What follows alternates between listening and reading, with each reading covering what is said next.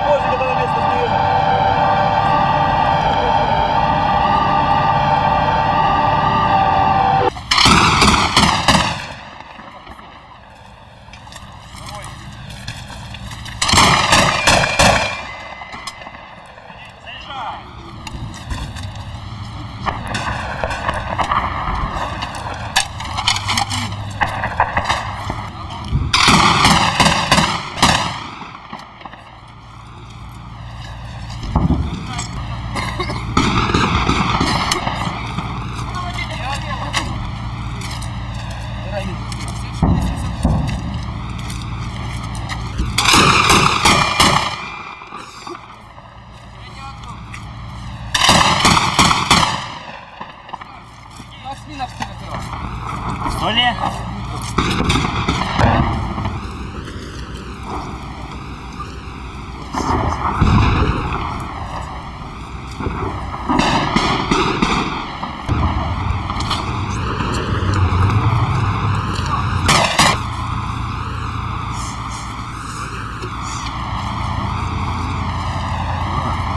Вы через сколько будете? Команды пока не было.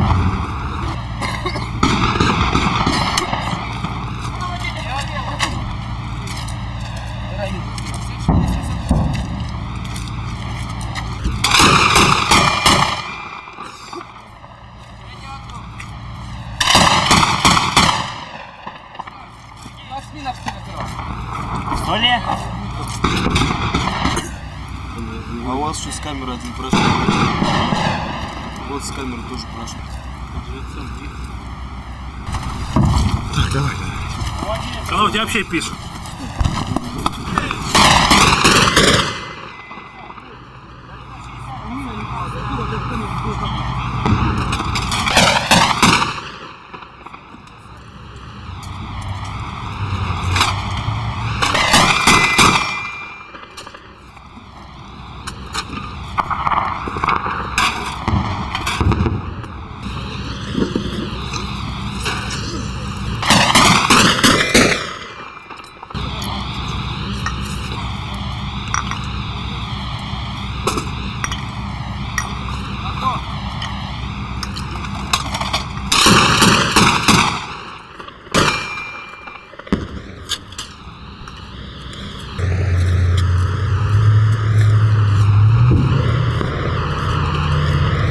А вообще что там на ней?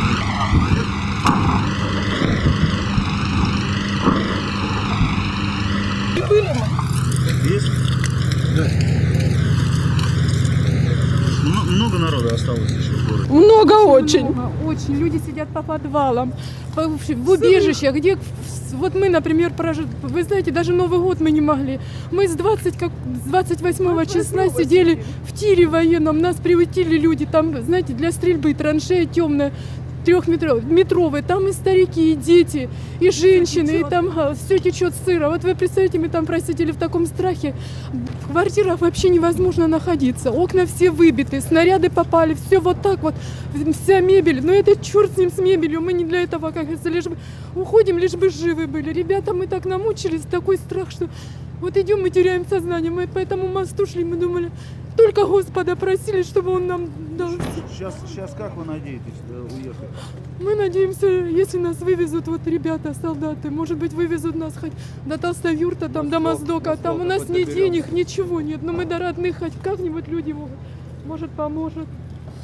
И что самое тоже страшное, что стреляют среди жилых массивов, наши местные подъезжают, стреляют от жилых домов и уезжают. Тут стрельнет, 2-3 выстрела сделает, или самоходка, или что, ночью среди жилых домов ходит и стреляет от жилых домов, и уходит потом самоходка.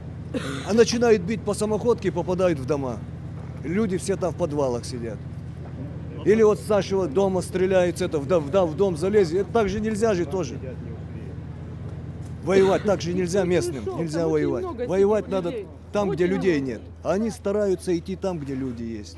И оттуда стреляют, а потом по людям бьют. Вот из-за этого бьют по людям. Дети, старики, инвалиды, там притащили эти чеченцы, ребята притащили этих инвалидов, стариков.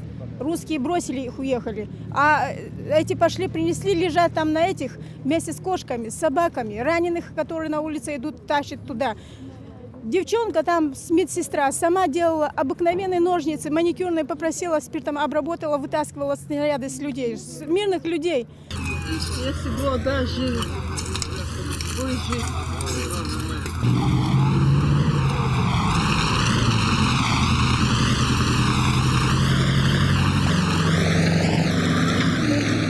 Может, покажется.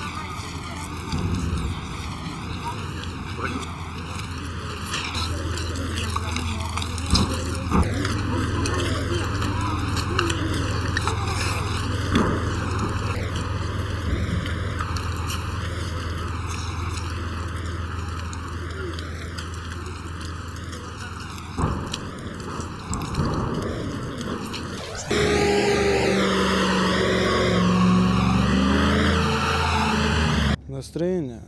Пока живем, дышим. Как вы, настроение? Что, воюем, убивают здесь. Какое может быть настроение? Боевое. Боевое положение, что я могу сказать? Можно воевать с чеченскими боевиками? Пока воюем. Можно, конечно. Воюем же, блин. Назад дороги нету, пока город не возьмем. Что еще могу сказать? Больше ничего. Ну а условия, не тяготит такие условия, которые... Человек ко всему приспосабливается. Сначала было трудно, потом все нормально. Обустраиваемся, ничего. Конечно же, хотелось лучшего, но что поделаешь. Война есть война. А здесь война идет настоящая, да. Как вы относитесь ко всему этому? Если честно сказать, то очень плохо. Почему? Ну, Что, нельзя было как-то по-другому? да, решить мирными это всё? путями можно было. Столько положили офицеров, солдат столько погибло. За что? Не за что. Друзья наши легли просто так. А так больше нечего сказать. Нет, Можно было решить мирными По-другому путями. надо было делать. Нет, ну хорошо, по-другому. Но коль скоро вот сейчас такая ситуация, то сможете вы решить эту проблему до конца? Но мы эту проблему можем решить, конечно. Ну а зачем столько же? Вот ходят, мирные люди ходят, убегают. Просто обидно, жалко, что русские гуляют здесь. Так увозят их туда-сюда. Большинство. Это их жалко. Мы можем спокойно положить этот город, здесь нечего. Да. Просто так. Мы и так уже разрушили сколько домов. Сколько семей уже без крова осталось. Надо просто решать мирными путями это очень. Просто мы не знаем, за что мы воюем. Да. Если Мы просто... за родину, если бы на наши рубежи кто-нибудь напал, я бы с радостью пошел бы. Ну как, не с радостью, но пошел бы. Я бы знал, что я воюю за родину, за свой дом, за свою землю. А здесь за что я воюю? Эти люди приходят здесь, плачут, вы наши дома рушите, блин. Ну, а я при чем тут? Как меня она обращается, Ведь вы женщина? люди, если вы с оружием, значит все, вы значит убийцы. Вы пришли делать депортацию нашей нации. И все. Система. Ну что, наша батарея состоит преимущественно из самоходчиков. Это они бывшие все с гаубиц. И так по ним скучают сильно-сильно. Но с минометов тоже стрелять научились. Сказывается то, что до ввода войск плохая была подготовка. Конечно, сказывается. Это основной минус, по-моему. Это самое главное, то, что не было должной боевой подготовки. Потому что всему почти они научились сразу тут уже.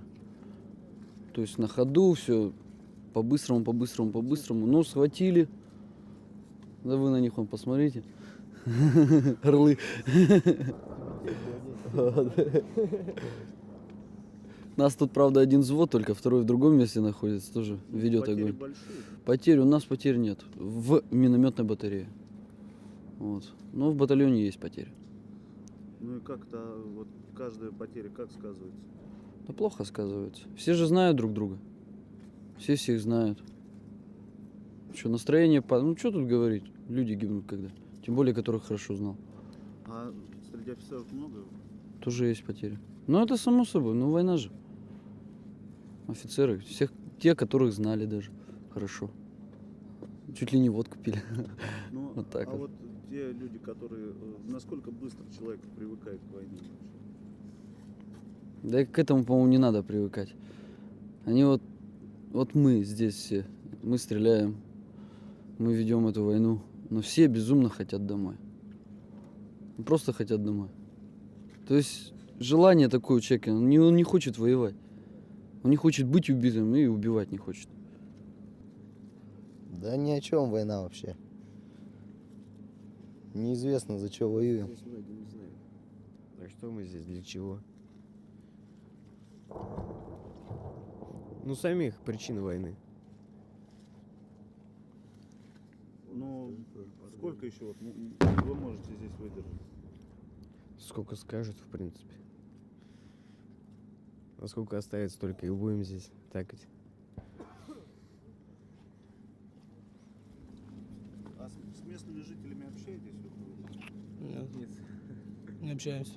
Нет настроения никакого общаться с ними. Смотришь на них и вообще все, поражает даже. Он подходит сюда к забору, на тебя такими глазами смотрит, как будто ты оккупант. Убиваешь, грабишь здесь. Уже все, уже до предела. Нервы уже иногда не срабатывают. Охота просто застрелить и все. Сколько пацанов погибло там, в горах. Днем смотрят, ночью стреляют. Снайпера эти. Тяжело, конечно, привыкать сначала. Но все равно со временем как-то привыкаешь и к трупам, и к автомату уже привык. К миномету тоже. Я сам был механик-водитель в прошлом.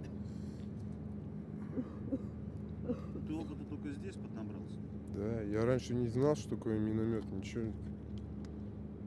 Не стрелял, даже не видел его. Нас за неделю до этого, до отправки скомплектовали. За неделю скомплектовали, а потом после 2 стрельб сразу кинули сюда.